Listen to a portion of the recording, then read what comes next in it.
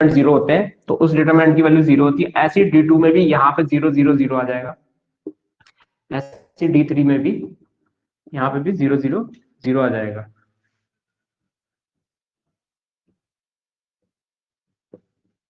D3 में भी यहाँ तक भी 0 0 0 आ जाएगा।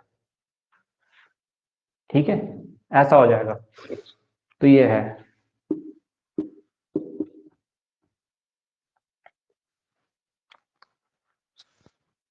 ठीक है, नाउ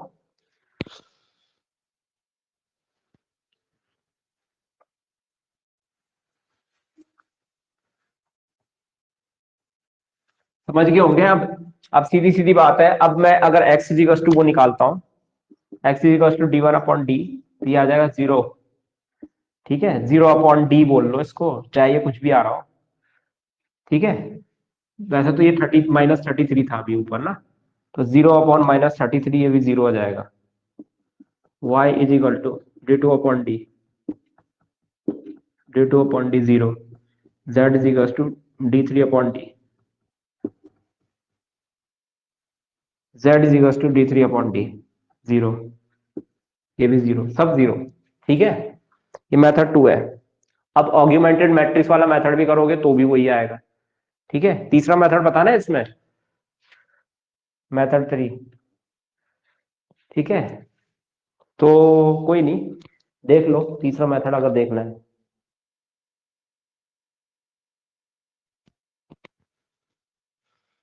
वो था आपका 2x करके कुछ था ना, 2 2 3 -1, यहाँ पे 0, 2 3 -1 यहाँ पे 0, फिर 1 -1 -2 यहाँ पे 0, और फिर 3 1 3 3 1 3 और यहाँ पे भी 0। कोफिशिएंट देख लेना आप, क्वेश्चन में वो यही थे। अब इन तीनों को 0 बनाना होता है, ट्राइंगुलर मैट्रिक्स बनानी होती है। ठीक है तो एक काम करते हैं, इन दोनों को इंटरचेंज कर देते हैं, इन दोनों को ना ऊपर नीचे कर देते हैं। तो ये 1 -1 -2 0, 2 3 -1 0, 2 3 -1 0। ठीक है, ये ऊपर आ गया, ये नीचे आ गया, और उसके बाद ये आ जाएगा 3 1 3 0, ये हो जाएगा। ठीक है, अब यहाँ पे 1 बन गया, इन दोनों को 0 बना दो। ठीक है, ऊपर वाला मिटा देता हूं जरा मैं।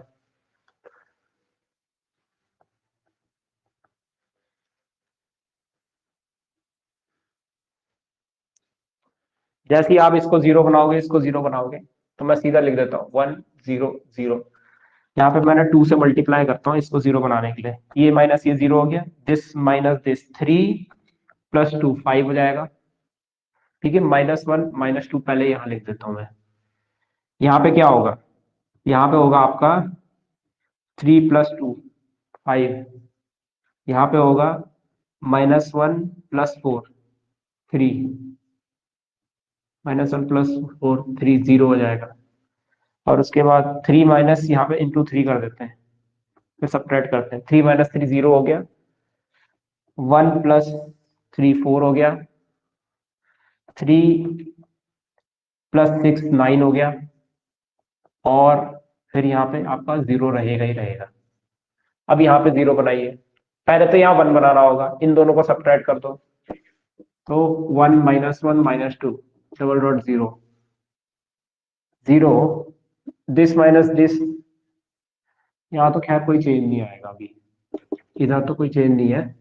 This minus this 0, this minus this 1, this minus this -6 और 0। अब इसको आपको 0 बनाना है, इसको आपको 0 बनाना है, 1 -1 -2 0, और 0 1 -6 इसको भी सेम रखना है, इसको 0 बनाइए, इसको 4 से मल्टीप्लाई करके सब्ट्रैक्ट कर दो, तो this minus this 0, 4 - 4 0, 9 plus 24, 9 plus 24 33 0, ये हो जाएगा। ठीक है, और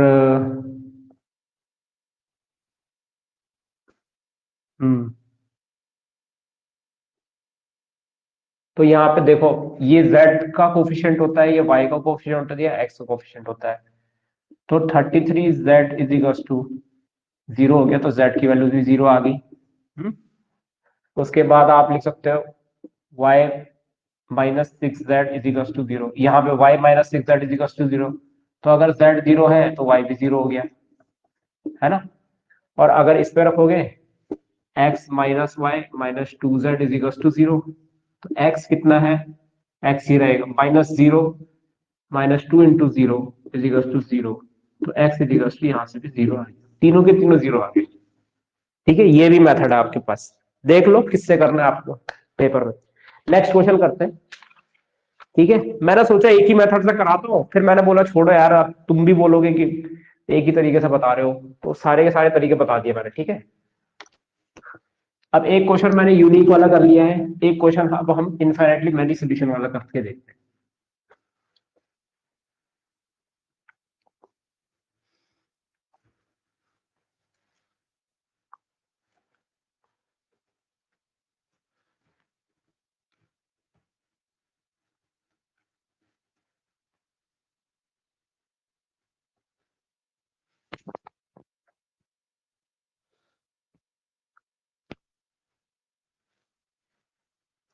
अरे खुल जा भाई। हाँ, question number 2, solve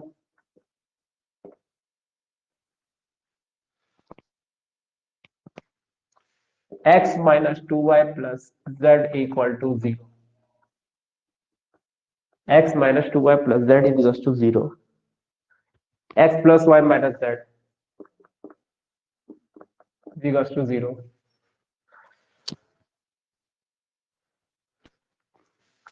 3x plus 6y minus 5z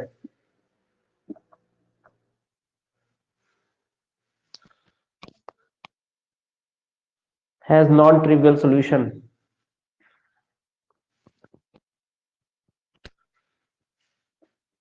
has a non-trivial solution, non-trivial solution।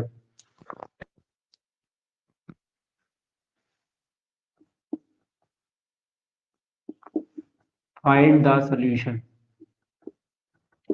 अच्छा, मैं आपको थोड़ा सा ये बताना भूल गया, ट्रिवियल और नॉन ट्रिवियल सॉल्यूशन होमोजेनियस के दो टाइप होते हैं। ठीक है, ये लिख लेना चाहे तो इसको लिख लो, होमोजेनियस, होमोजेनियस लीनियर इक्वेशन के दो टाइप होते हैं, कुछ अलग नहीं है, मैंने पढ़ा दिया अभी आपको, आपको समझ में आ जाएगा। होमोजेनियस लीनियर इक्वेशन, ठीक है, होमोजेनियस लीनियर इक्वेशन के दो टाइप होते हैं, एक होता है ट्रिवियल,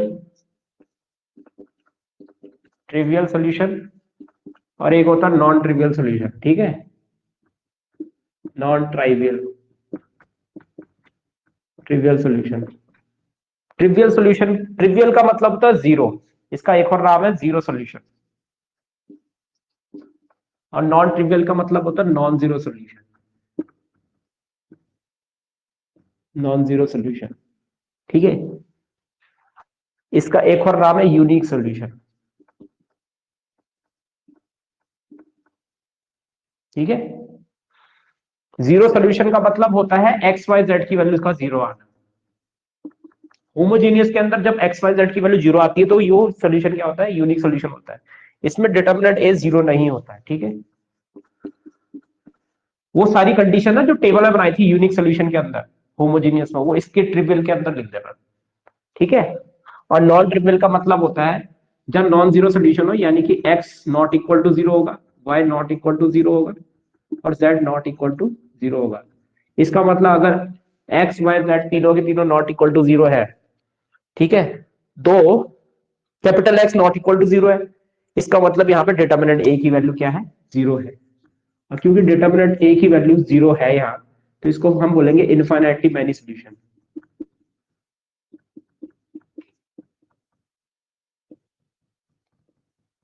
मैनी सॉल्यूशन, इसको बोलेंगे इनफाइनाइटली मैनी सॉल्यूशन। ठीक है, तो ये दोनों कंडीशंस आप ना याद रखना। ठीक है, नॉन ट्रिवियल और ट्रिवियल सॉल्यूशन क्या होता है। ठीक है, तो ऐसा होता है। अब देखिए यहाँ पे नॉन ट्रिवियल बोला है, तो इसका मतलब डिटर्मिनेंट ए की वैल्यू 0 हो जाएगी, है ना। डिटर्मिनेंट ए की वैल्यू क्या हो जाएगी, 0 हो जाएगी। सॉल्व नहीं है, ये शो दैट है। शो दैट, ये शो दैट का क्वेश्चन करा रहा हूं मैं आपको। ठीक है, वैसे सॉल्व भी आता तो भी आंसर में आप लिखते नॉन ट्रिवियल। ठीक है, क्वेश्चन पेपर में इस तरीके का क्वेश्चन आता है, ये ध्यान रखना, इस तरीके का क्वेश्चन आता है। शो दैट ये नॉन ट्रिवियल है। नॉन ट्रिवियल का मतलब सीधा सीधा डिटरमिनेंट को 0 ले आओ तो नॉन ट्रिवियल हो जाएगा, इनफिनिटी मैनी सॉल्यूशन हो जाएगा ना। नॉन ट्रिवियल सॉल्यूशन मतलब नॉन जीरो सॉल्यूशन, यानी कि एक्स वाई जेड की वैल्यू 0 नहीं आने से। अगर एक्स वाई जेड 0 नहीं होगा तो डिटरमिनेंट ए 0 होगा, डिटरमिनेंट ए 0 होगा। ठीक है, तो डिटरमिनेंट ए की वैल्यू निकालो, चलो यहां से।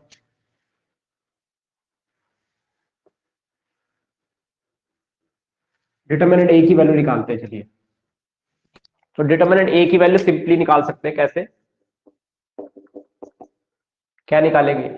डिटरमिनेंट ए 1 1 1 1 1, ये है आपका 1, यह है -5 +6, -5 और +6, फिर आएगा माइनस माइनस यानी कि +2, माइनस माइनस +2, ये आ जाएगा -5 +3 -2 हो जाएगा, +1, 6 - 3 3। अब कितना आ गया बताओ, 1 - 4 + 3 0।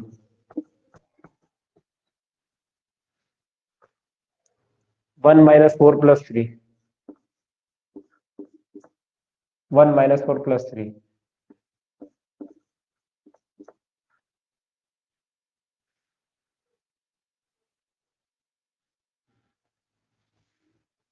1 - 4 + 3। ठीक है, ये होगा 1 - 4 + 3। ठीक है, अब 0 आ गया, इसका मतलब क्या होगा, non trivial, therefore it is non trivial solution, सीधा लिख सकते हैं। ठीक है, क्योंकि डिटर्मिनेंट ए 0 हुआ, दैट मींस क्या होगा, x not equal to 0, y not equal to 0 और z not equal to 0। So non trivial solution हो गया। ठीक है, अब यहाँ पे इसके सॉल्यूशन फाइंड करने हैं। अब ये यानी कि नॉन ट्रिवियल का मतलब ये IMS भी हो गया, इनफाइनाइटली मैनी सॉल्यूशन भी हो गया। ठीक है, अब अगर ये इनफाइनाइटली मैनी सॉल्यूशन है तो x की इनफाइनाइट नंबर ऑफ वैल्यूज आएगी, वो वैल्यूज हमें यहाँ पे निकालनी है। तो वो अगर मान लीजिए z इज इक्वल टू हम k लेते हैं ना, यहाँ मान लेते हैं z की वैल्यू मैंने k लिया, तो z की वैल्यू k लेंगे तो इन दो इक्वेशन में पुट करो, यह जाएगा x - 2y + k = 0। इसको जब उधर ले जाओगे तो ये -k हो जाएगा। ठीक है, x + y = k, ऐसा हो जाएगा। ठीक है, क्लियर है। आगे बढ़ते हैं, आगे क्या होता है, सिंपली यहां से आप x और y को एलिमिनेशन मेथड से सॉल्व कर लो, मैट्रिक्स मेथड से भी कर सकते हो, ऐसा कोई दिक्कत नहीं है, बट वैसे ही कर लो, जल्दी हो जाएगा ना पेपर में। ये हो जाएगा -3y = -2k, तो y की वैल्यू माइनस से माइनस कैंसिल, 2k/3 आ जाएगी, 2k/3 आ जाएगी। और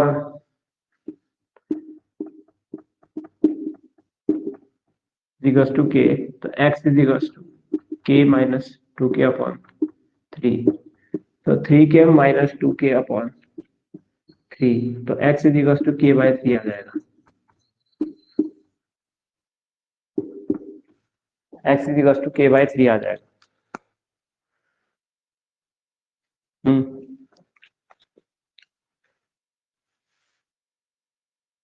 ठीक है, तो आंसर क्या आया, अगर मैं z की वैल्यू k पुट करता हूं तब ये आ रहा है, तो x की वैल्यू k/3, y की वैल्यू 2k/3 और z की वैल्यू k होगी। अब k की वैल्यू 1 पुट करो, ठीक है, तो x की वैल्यू आएगी 1/3 है ना, for k is equal to 1। अगर k की वैल्यू मैं 1 पुट करता हूँ, y की वैल्यू 2/3, z की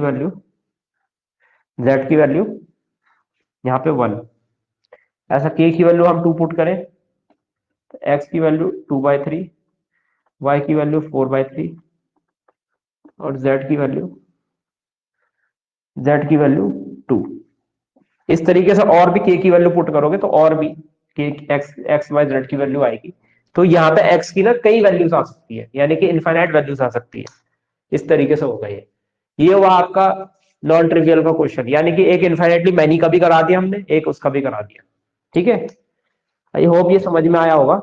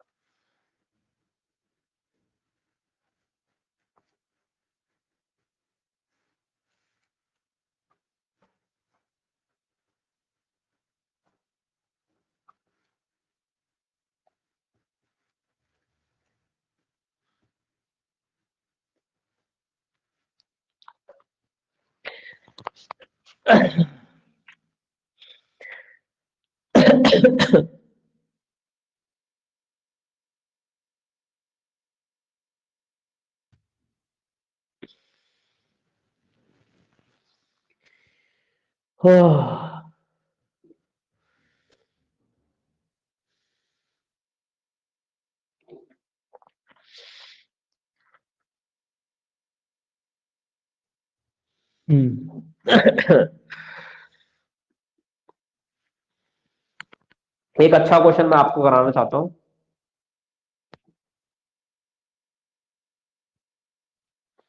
एक सेकंड है, एक अच्छा क्वेश्चन इधर से निकालता हूं मैं जरा आपके लिए। यहाँ से एक अच्छा क्वेश्चन मैं लेता हूँ लीनियर से।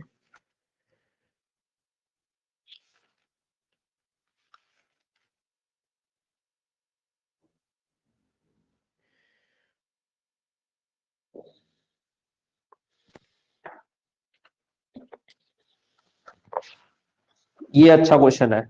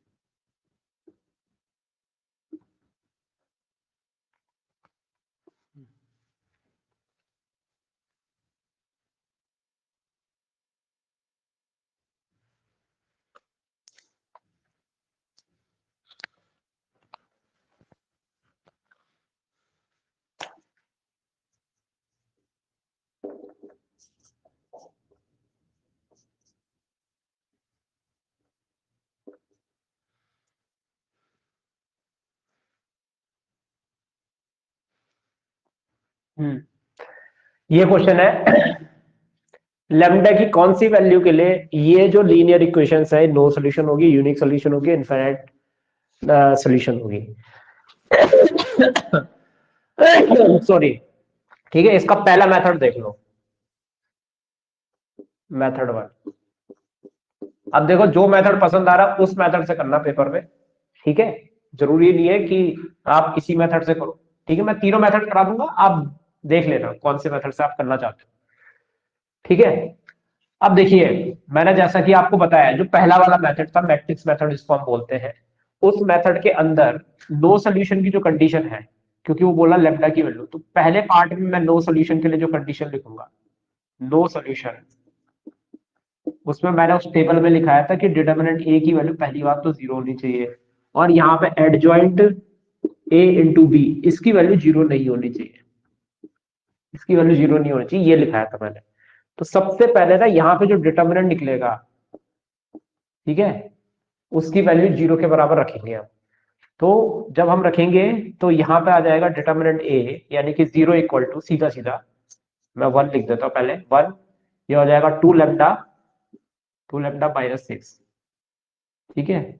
आगे और फिर आया minus one, lambda minus three plus one, two minus two equals to zero,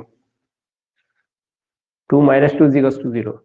तो two lambda minus six minus lambda plus three, ये तो जीरो हो ही गया, इजिकल्स टू जीरो।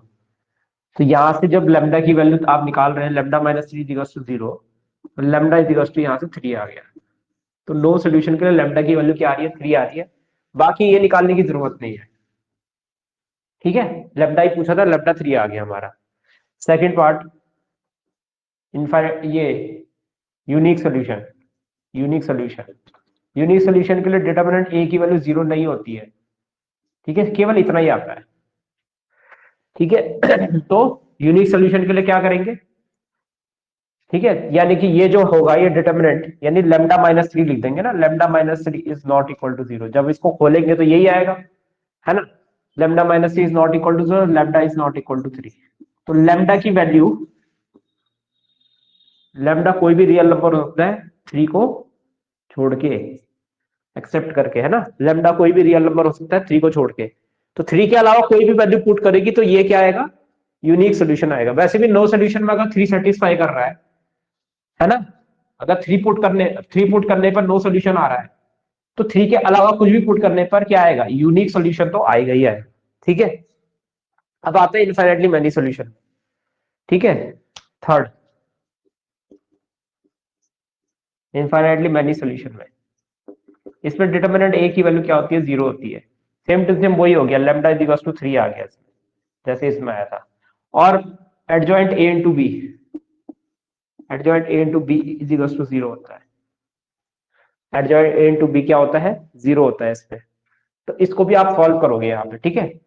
तो अगर लेमडा की वैल्यू हमारी थ्री है तो थ्री यहाँ पुट कर दो, ठीक है, थ्री यहाँ पुट करेंगे, तो यहाँ पे थ्री पुट करेंगे तो यहाँ पे आ जाएगा हमारा कितना, देखो जरा, one one one, one two two, one three three, one three three आ जाएगा, ठीक है, क्योंकि लेमडा की वैल्यू थ्री आ गई। बाकी इसका अगर मैं एडजॉइंट निकालू, ये डिटर्मिनेंट ए है वैसे आपका ना, इसका अगर मैं एडजॉइंट निकालूंगा तो क्या आएगा, इसका एडजॉइंट, ठीक है।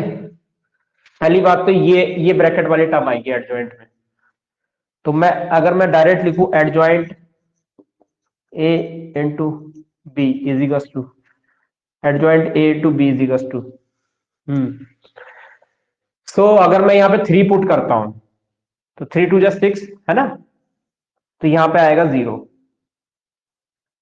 यहाँ पे आएगा जीरो, मेरे ख्याल से जीरो जीरो जीरो आ रहा है यहाँ, हाँ। तो बी अगर यहाँ पे कुछ भी आ जाए, सिक्स टेन और न्यू आ जाए, लेकिन यहाँ जीरो है,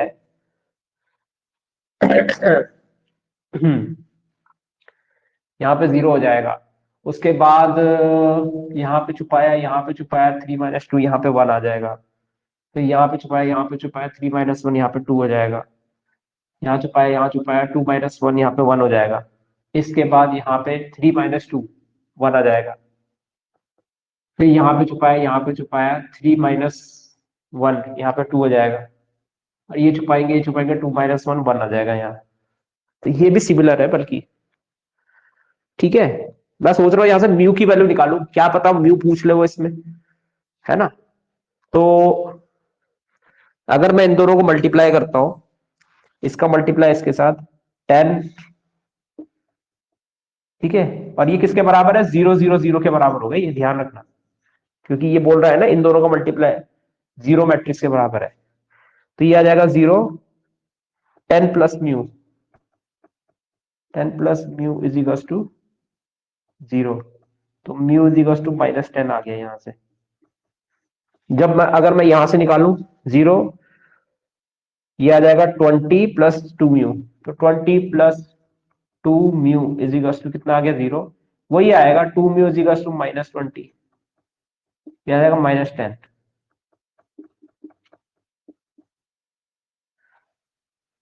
ठीक है, हाँ दोनों में -10 आ रहा है। तो म्यू की वैल्यू आपकी यहाँ पे कितनी आ रही है, -10 आ रही है।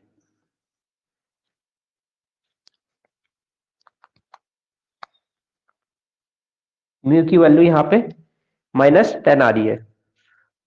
ठीक है, आई एम सॉरी, थोड़ा सा मेरे से ये यहाँ पे माइनस का साइन चेंज होता है ना, ये भूल गया था मैं, माइनस माइनस माइनस, यहाँ पे माइनस आएगा, थोड़ी सी गड़बड़ होगी मेरे से। तो ये -10 प्लस म्यू होगा, यानी म्यू की वैल्यू 10 आएगी। यहाँ पे +20 -2 म्यू, +20 -2 म्यू, तो यहाँ पे ये इसके बराबर आएगा, म्यू की वैल्यू यहाँ से भी 10 आएगी, तो यहाँ पे 10 आ रही है। ठीक है, वो साइन चेंज करना भूल गया था ना मैं, जो एडजॉइंट ए का शॉर्टकट जो मैंने आपको पहले बताया था वो यहाँ पे यूज कर रहे हैं। ठीक है, तो दोनों की वैल्यू ये आ गई। तो इनफाइनाइटली मैनी सॉल्यूशन के लिए लेमडा की वैल्यू 3 है, म्यू की वैल्यू 10 है, सही है। फिर ऊपर आपका यूनिक सॉल्यूशन के लिए लेमडा की value, lambda is not equal to 3, ये भी ठीक है। और यहां पे आपकी लेमडा की वैल्यू 3 आ रही है। ठीक है, हालांकि इसमें ये भी है, एडजॉइंट ए इंटू बी भी है, जो कि नॉट इक्वल टू 0 आ रहा। और जब हम adjoint A into B equal to 0 put करते हैं तो म्यू की वैल्यू कितनी आती है, 10 आती है। ठीक है, तो अगर एडजॉइंट ए इंटू बी को 0 के बराबर नहीं पुट करेंगे तो म्यू की वैल्यू 10 नहीं आएगी, यानी कि यहाँ पे एक कंडीशन आ जाएगी, mu is not equal to 10। ठीक है, जब इसको 0 पुट करने में म्यू 10 आ रहा है, तो इसको नॉट 0 पुट करने में म्यू नॉट 10 आएगा। ठीक है, ये हो गया हमारा इसका कंडीशन। ठीक है, हालांकि इसे म्यू का नहीं पूछा था, बट फिर भी अगर मान लीजिए पेपर में ऑप्शन ये आता है, ये ऑप्शन आ सकता है पेपर में कि नो सॉल्यूशन के लिए ये ऑप्शन दे दिया आपको, lambda equal to 3, mu is not equal to 10, ये ऑप्शन दे दिया। बी ऑप्शन ये दे दिया, आता है ऐसा पेपर में। ठीक है, बी ऑप्शन ये दे दिया, लैम्डा नॉट इक्वल टू 3, ठीक है, और mu not equal to 10। C option दे दिया, lambda not equal to 3, mu equal to 10। और ऑप्शन नंबर डी है, ऑप्शन नंबर डी है, ऑप्शन नंबर डी है, लैम्डा इक्वल टू 3 और mu equal to 10। Okay, lambda equal to 3 और mu equal to 10, lambda equal to 3 और mu equal to 10। तो इनमें से आप सीधा सीधा कह सकते हो नो सॉल्यूशन के लिए कौन सा ऑप्शन मैच करेगा, ये करेगा। ठीक है, और वो भी तभी करोगे, तभी पता चलेगा ना जब आप इसको सॉल्व करोगे पूरा, ये वाली कंडीशन और ये वाली कंडीशन लगाओगे। ये तो था मेथड 1 आपका। ठीक है, इस मेथड से भी आप कर सकते हो पेपर में सॉल्व। ठीक, ये पहला मेथड था, इसको मैट्रिक्स मेथड कहते हैं। ठीक है, एक बार हम ऑग्यूमेंटेड मैट्रिक्स मेथड से करके देखते हैं इसको क्या होता है। ठीक है,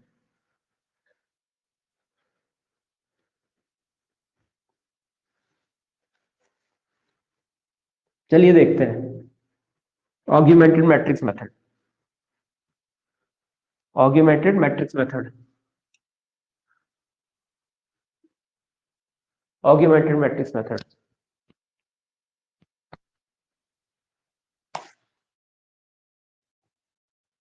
ऑग्यूमेंटेड मैट्रिक्स मेथड, चलिए आगे बढ़ते हैं। अब मेथड एक और देखते हैं, मेथड 2। उसमें क्या होता है, हम सी लिखते हैं डायरेक्ट ना, याद है ऑग्यूमेंटेड मैट्रिक्स लिखते हैं, तो 1 1 1। फिर ये तो था ही नहीं उसमें ना, इसको मिटा दो अभी। फिर 1 2 2 1 3 और लैम्डा, और ये है ट्रिपल डॉट 6 10 और म्यू, 6 10 और mu.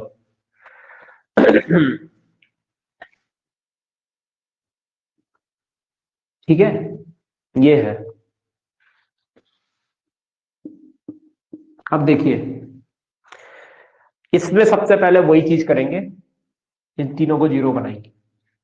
C equal to 1 1 1 6 1 minus 1 0 2 1 minus 1 0 2 minus 1 1, ये आ जाएगा 2 और ये आ जाएगा 4, ये आ जाएगा 4।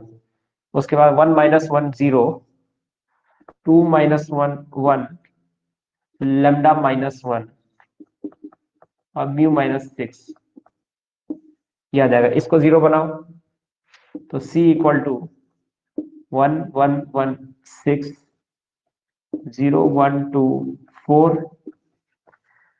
0 minus 0 0 1 minus 1 0 lambda minus 3 this minus this mu minus 10 mu minus 10।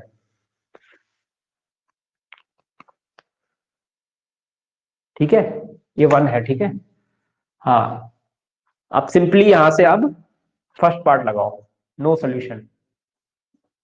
क्या होता है नो सोल्यूशन? इसमें बोलता है कि ए का रैंक ना सी के रैंक से छोटा होना चाहिए, बस इतना ही है। इनकंसिस्टेंसी यानी कि ये ए का रैंक, अब मुझे बताओ ए का, यहाँ पे मैं सी का रैंक ना मैक्सिमम 3 तक ले जा सकता हूँ और ए का रैंक मैं 2 तक ले जा सकता हूँ। तो मुझे कोशिश ये करनी है फॉर आर इज, देखिए सी का रैंक बड़ा तभी होगा ए से जब सी जो है वो यहाँ 3/3 ऑर्डर को अटेंड करेगा। तो for R C is equal to 3, यहाँ पे 3, ठीक है, R for R C is equal to 3 and R A is equal to 2। एक चीज का ध्यान रखना, आर सी आपका 3 आएगा और आर टू आपका 3 आएगा, तभी ये कंडीशन सेटिस्फाई हो पाएगी। तो उस परिस्थिति में अगर आर सी आपका 3 है, आर ए आपका कितना है 2 है, तो क्या होगा? तो सिंपली ना यहां पे ना इसको 000 बना दो। ये हमें पता है, ये हमारा कोफिशिएंट मैट्रिक्स होता है, ये ए मैट्रिक्स होता है। अगर मैं इसको 0 बना दूं तो यहाँ पे भी 0 0 0 बन जाएगा, तो ए मैट्रिक्स का ऑर्डर 2 आ जाएगा। इसका मतलब अगर मैं लैम्डा की वैल्यू 3 पुट कर दूं, लैम्डा की वैल्यू 3 पुट कर दूं, तो ये क्या हो जाएगा 1 1 1 0 1 2 0 0 0 हो जाएगा। ये एग्जैक्टली ये हो जाएगा। ठीक है, बट हमें सी का ऑर्डर क्या चाहिए? सी का ऑर्डर, सॉरी, सी का रैंक क्या चाहिए? सी का रैंक 3 चाहिए।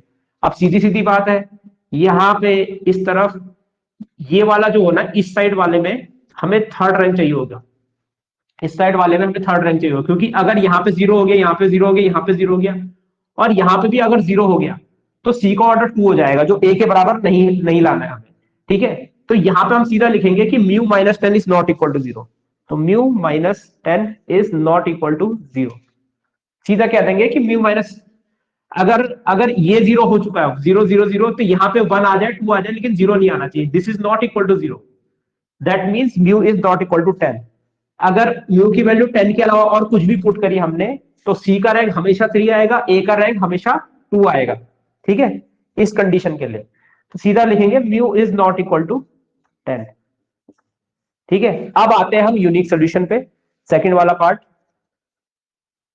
Unique solution. यूनिक सोल्यूशन पे क्या होता है? यूनिक सोल्यूशन पे ए का रैंक, सी का रैंक और नंबर ऑफ वेरिएबल तीनों बराबर होंगे, यानी कि 3 के बराबर होंगे। नंबर ऑफ वेरिएबल 3 है तो 3 के बराबर होने चाहिए। तो इसमें ए का रैंक भी 3 चाहिए और सी का रैंक भी 3 चाहिए। ठीक है, तो यहां पे अगर मैं क्लियर लिखूं, सॉरी, ए का रैंक 3 चाहिए मुझे, तो इसका मतलब यहां पे ये नॉन जीरो होना चाहिए, नॉट इक्वल टू 0। तो lambda is equal to, lambda is not equal to 3 होगा, lambda is not equal to 3 होगा। Correct, lambda is not equal to क्या होगा? 3 होगा, है ना? तभी तो ये आपका, मान लो मैंने 3 के अलावा कुछ 5 पुट किया, तो 0 0 2 आ जाएगा। ए का रैंक कितना आ जाएगा? 3 आ जाएगा उस केस में। ठीक है। अब सी का रैंक भी 3 आना चाहिए। अब सीधी सीधी बात है, लैम्डा की वैल्यू 3 होगी तो म्यू की वैल्यू कोई भी वैल्यू पुट कर लो आप, है ना, नो सोल्यूशन के लिए फर्क नहीं पड़ता है।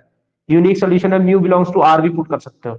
मान लो यहाँ पे मैंने 10 पुट कर दिया तो क्या हो गया, कोई फर्क नहीं पड़ता, 0 0 यहाँ पे भी 0 बन जाएगा, लेकिन यहाँ पे तो आपका नॉन जीरो एलिमेंट है, तब भी आपका क्या होगा, सी का रैंक जो आएगा वो 3 आएगा, ठीक है, जो कि नंबर ऑफ वेरिएबल के बराबर है। तो म्यू यहाँ पे कोई भी आर हो सकता है, म्यू बिलोंग्स टू आर हो सकता है। नेक्स्ट आते हैं हम तीसरा,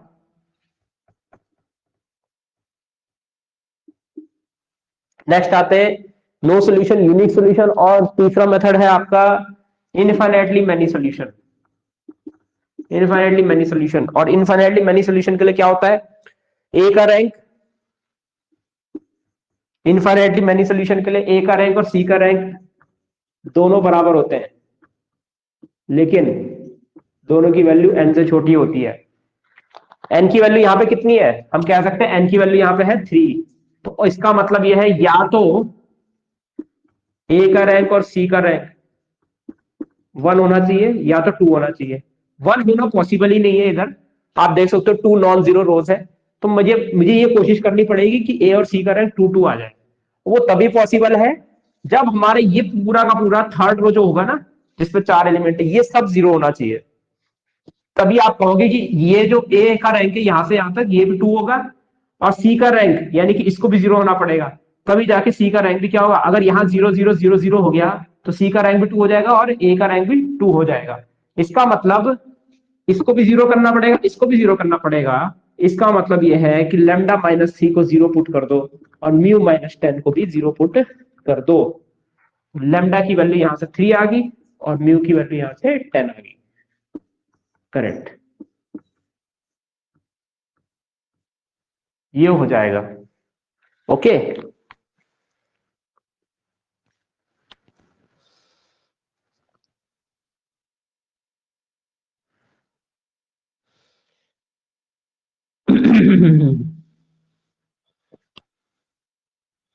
ठीक है, तो ये आपका एक और मेथड। अब क्रेमर रूल से करना तो क्रेमर रूल से भी कर सकते हो।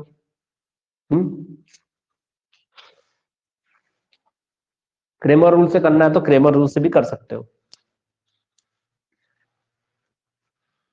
वैसे अब वो एक काम करना, क्रेमर रूल से घर में करके देखना एक बार, नहीं आएगा तो मेरे से पूछना एक बार, ठीक है, मेरे नंबर तो है आपके पास, तो क्रेमर रूल से एक बार पूछना।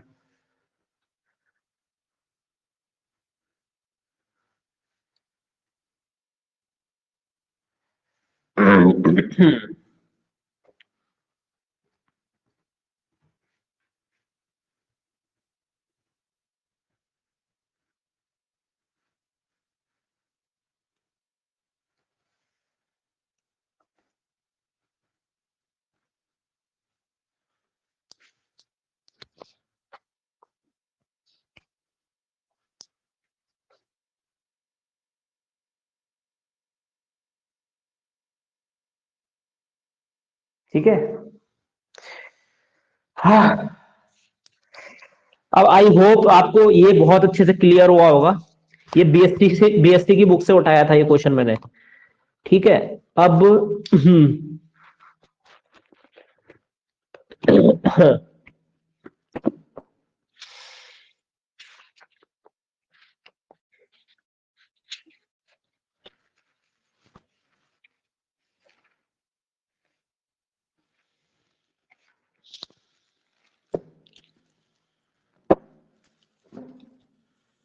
अब देखिए 11 12 का जो पार्ट था, जो मैट्रिसेस के अंदर था, वो खत्म हो चुका है, ठीक है। अब बीएससी की जो बुक है उसमें पहले 2 यूनिट आपकी 11 12 की थी, वो भी आपकी लगभग लगभग समाप्त होने को आई है, ठीक है। अब इसमें आपके कुछ करेक्टरिस्टिक इक्वेशन, जिसको हम आइगन वैल्यूज आइगन रूट्स कहते हैं, रैंक बचा है, और आपका ये लीनियर वाला हो चुका है ना, इसके अलावा एक और टॉपिक बचा है, वो भी मैं करा दूंगा बस, फिर ये आपका ना पहला यूनिट जो है समाप्त हो जाएगा। हाँ, एक आपका ये बचा है, लीनियरली डिपेंडेंट और लीनियरली इंडिपेंडेंट। लीनियरली डिपेंडेंट बचा है, रैंक बचा है, आइगन वैल्यूज आइगन फंक्शन बचा है, बस। और इसके अलावा कुछ कुछ छोटी मोटी चीजें बची हैं जो पेपर में आती हैं, उसको कराना है, बस ये चैप्टर आपका खत्म हो जाएगा। ठीक है, इतना ही बचा है। तो होपफुली मैं कोशिश करता हूं, देखो 1.5 घंटे की पढ़ाई में सोचिए कितनी जल्दी सब कुछ हो गया, है ना। 1.5 घंटे की पढ़ाई में देखिए काफी कुछ जल्दी हो गया। शायद आज क्लास का हमने कब से शुरू की थी, 3 तारीख से क्लास शुरू की थी, आज 10 तारीख है, 8वां दिन है लगभग क्लास का, ये 7वां दिन है। तो 7वां 8वें दिन में आपका इतना हो गया है। ठीक है, मैट्रिसेस आपका बहुत लंबा नहीं जाता है, ठीक है, बहुत जल्दी हो जाता है। ठीक है, इस महीने के लास्ट तक मैं ये कोशिश करूंगा, क्योंकि इस महीने के लास्ट तक मतलब आप ये मान के चलिए 10 मार्च को अगर पेपर है, 9 फरवरी तक हम ये कोशिश करेंगे कि आपकी 6 यूनिट हो जाए। ठीक है, उसमें चाहे तो हमें क्लास बढ़ानी पड़े तो वो भी करेंगे। ठीक है, जो भी हम क्लास ले सकते हैं 2:30 बजे से लेकर अप टू 5 बजे तक, या जैसे भी है। और देखिए फिजिक्स फिजिक्स भी आपकी जल्दी होगी शुरू। ठीक है, वो भी हम जल्दी कराएंगे, लेकिन मेन मैथ है, मैथ 49 नंबर की आती है, और 48 या 49 नंबर की आती है, और उस पर सीरियस हो जाइए जरा। उस पर अगर आपने 45 प्लस खींच लिए, 65 मिनट जाने वाली है इस बार लगभग, मुझे ऐसा पर्सनली लगता है 65 के आसपास इस बार मिनट जाएगी, कम जाएगी तो और अच्छी बात है, लेकिन आप ये मान के चलिए कि तैयारी उस हिसाब से हो रखी होगी बहुत सारे लोगों की। ठीक है, तो उस हिसाब से अगर पेपर वैसे ही आया जैसे पिछली बार आया, तो 65 ही जाएगी इस बार में। ठीक है, तो आप मान के चलिए मैथ्स में आप कोशिश कीजिए 45 तक, 49 में से 45 तक आप ले आए। नहीं ला पाते तो कोई बात नहीं, बाकी सब्जेक्ट्स में उसको कवर कीजिए। लेकिन अगर आप 45 ले आएंगे तो बहुत इजीली आप बाकी के सब्जेक्ट से 20 नंबर कवर कर सकते हैं, उसमें आपका सिलेक्शन इजीली हो जाएगा। उनमें आपको बस 50-50% लाने होंगे। फिजिक्स में 22 में से आप 11 नंबर ले आइए, 21 में से 11 ले आइए, साइकोलॉजी में आप लगभग 13 नंबर ले आइए, तो 24 नंबर वहां आपके कवर हो जाएंगे, 45 यहाँ पे होंगे, 24 वहां पे, और 69 हो गए आपके, क्वालिफाई हो जाओगे आप। ठीक है, तो ये हो चुका है। ठीक है, अभी तो अब हम बीएससी वाला पोर्शन शुरू कर रहे हैं। ठीक है, इसको करते हैं।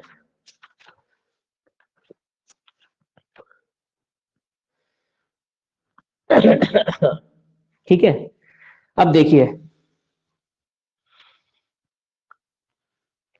सबसे पहले हम बीएससी वाले पोर्शन में पढ़ेंगे जीरो डिवाइजर क्या होता है। 1 मिनट है, मार्कर भी चलने बंद हो गए। सबसे पहले पढ़ेंगे हम जीरो डिवाइजर क्या होता है।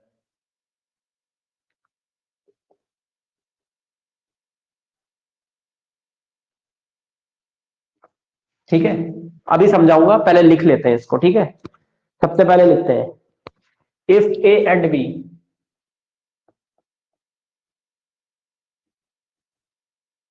आर, मेरे ख्याल से ये नॉन जीरो मैट्रिक्स होगी। ठीक है, हाँ, नॉन जीरो मैट्रिक्स है, नॉन जीरो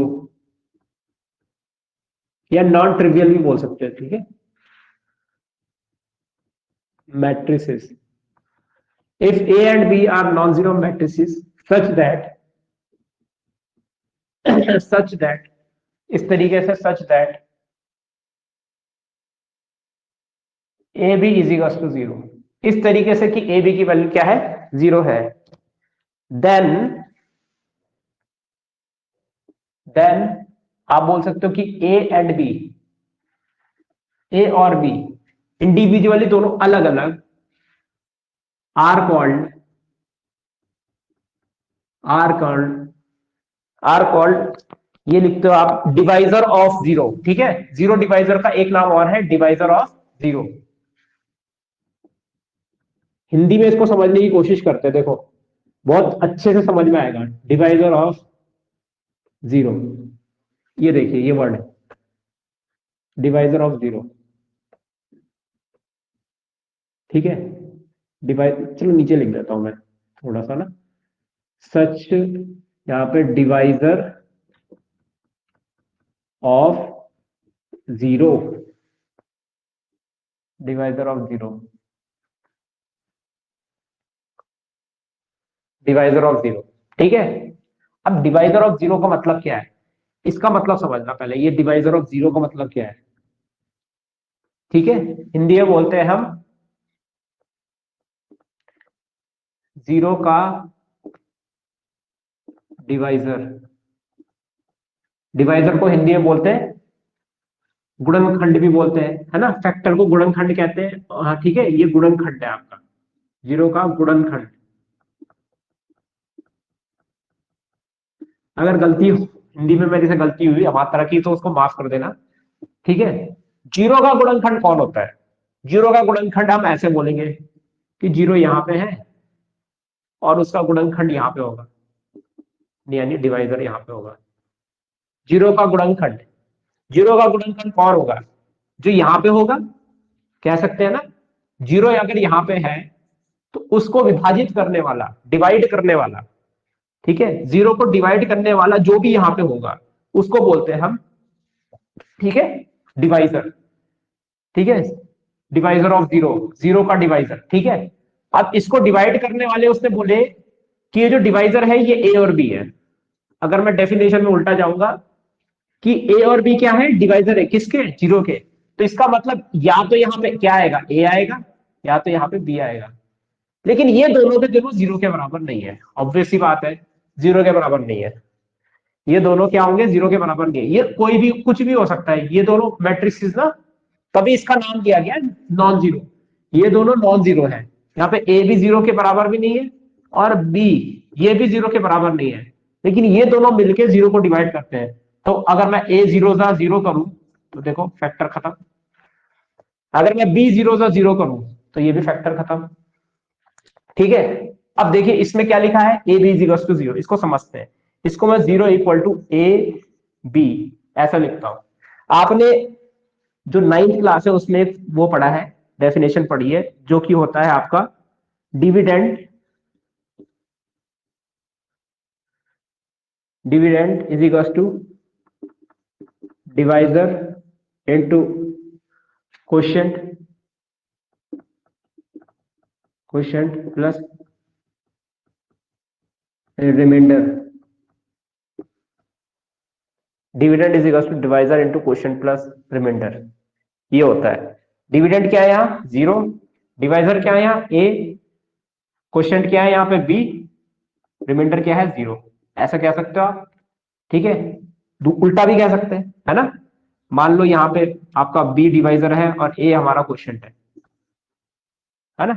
तो हम कह सकते हैं क्या कि ए और बी क्या है यहाँ पे, ए और बी यहाँ पे क्या है, डिवाइजर ऑफ जीरोस है। हम कह सकते हैं कि ये जीरो को कंप्लीटली डिवाइड करते हैं, ठीक है। तभी तो इस तरीके से लिखा जा रही है कि हाँ इन दोनों का मल्टीप्लाई जो है वो ये होता है, ए और बी का मल्टीप्लाई अगर जीरो के बराबर है, इसका मतलब क्या है, ए जीरो को डिवाइड करता है, जीरो को डिवाइड करता है, इसका मतलब क्या है, बी जीरो को डिवाइड करता है ना। तो इसका मतलब ए को हम क्या बोलेंगे, डिवाइजर बोलेंगे, किसका, जीरो का, है ना। ए क्या है, जीरो का डिवाइजर है, डिवाइजर ऑफ जीरो। बी क्या है, जीरो का डिवाइजर है, डिवाइजर ऑफ जीरो। इसलिए क्योंकि ये नॉन जीरो है इसीलिए इनको डिवाइजर ऑफ जीरो का नाम दे दिया, ठीक है। अगर ये जीरो होते तो ये डिवाइजर ऑफ जीरो नहीं होते, ठीक है। क्लियरली इधर से अगर हम देखें ध्यान से ना, इसी में आपका जो डेफिनेशन है वो छुपा है। क्लियरली कह सकते हैं ए को डिवाइड में ले जाओ तो जीरो डिवाइडेड बाय ए क्या का मतलब क्या हुआ, जीरो डिवाइडेड बाय ए का मतलब हुआ, अगर यहाँ पे रिमाइंडर जीरो है, जीरो डिवाइडेड बाय ए का मतलब हुआ कि ए अगर जीरो को डिवाइड करता है तो रिमाइंडर जीरो आता है भाई, है ना। तभी तो बोल रहे ए डिवाइजर है किसका, जीरो डिविडेंड का, ठीक है। बी डिवाइजर है किसका, जीरो डिवाइजर। बी क्या है, डिवाइजर है किसका, जीरो का, ठीक है। दैट्स वाई ये आया डिवाइजर ऑफ जीरो। क्लियर भाई, समझ में आ गया होगा, ठीक है। ठीक है, मैंने इसी तरीके से इसको ऑब्जर्व किया, नहीं तो फिर रखते हैं जो भी है, आप कहीं भी जाओगे मे भी शायद इस तरीके से ना समझाए, वो सीधा सीधा डेफिनेशन लिखा है याद कर लो, लेकिन इसके पीछे का सेंस भी तो समझो कि हाँ भाई जीरो डिवाइडेड बाय ए, यानी कि ए जीरो का डिवाइजर है, बी जीरो का डिवाइजर है, ठीक है। इस पे नाइन्थ क्लास की थ्योरम लग रही है, सोचो बीएससी की डेफिनेशन में नाइन्थ क्लास की थ्योरम, क्या नाम था उसका, एक लेमा था, कुछ एल्गोरिदम थी वो, मुझे नाम याद नहीं आ रहा, बट ये यही लगा है इसमें और कुछ नहीं, ठीक है। क्लियर हुआ होगा ये, ठीक है।